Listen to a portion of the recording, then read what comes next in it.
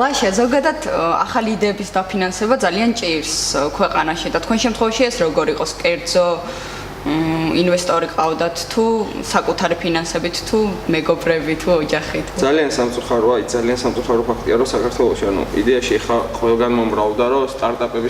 ყველგან სტარტაპების მაგრამ რეალურად არავინ არ აფინანსებს ამ სტარტაპებს კი არის ძალიან კარგი პროექტები მაგრამ აქვს ძალიან დიდი მინუსები მაგალითისთვის ავიღოთ ან იდეა არის რაღაცა ცალკე რაღაცა პროექტი რომ ნებისმიერ ადამიანს შეუძლია მივიდეს და რაღაცა პატარა ბიზნესი დაიწყოს მაგრამ ადამიანები მიდიან და ამას იყენებენ ანუ რაღაც თაღლითური მეთოდებით უბრალოდ რომ ესე ვთქვათ სახელმწიფოს ფული გამოცინცლონ. გარდა მაგისა, ანუ ძალიან რთულია და სისტემურადაც ძალიან რთულად მოწყობილი ბანკის მდგომარეობა, ანუ ადამიანი მიდიხარ გინდა რომ დაგიფინანსოს სტარტაპი, მაგრამ სტარტაპს არ გიფინანსებენ თუ არ შეადე იპოთეკური სისხლიდან გამომდინარე, ძალიან რთულია ზოგადად ინვესტიციის მოძიება, უნდა გქონდეს ძალიან მაგარი იდეა და ინტერესო კერძო ინვესტორი და ამ შემთხვევაში საქართველოში არ ვართ იმ დონემდე განვითარებულები, რომ ადამიანებს გავაგებინოთ, რომ ინტერნეტი ეს ძალიან კარგია და ინტერნეტ კომერცია მომავალია ზოგადად ბიზნესის.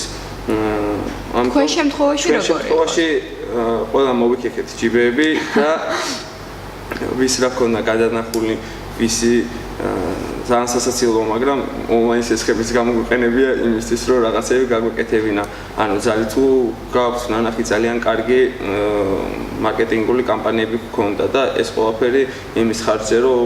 მთლიან სტაფს არ გვიძინია 6 თვის განმავლობაში და ყველა ვიყენებდით იმ რესურსს რაც გაგვაჩნდა. ჩვენი ახლობლები, მეგობრები, თხოვნით, ხვეწნით, მუდარით, გაცვლით რაღაცების დაბარტერებით და ასე შემდეგ და ანუ ძალიან რთული ეტაპები გამოვიარეთ მთელი ამ 6 თვის განმავლობაში სანამ გავუშვით სისტემაში ემოცია.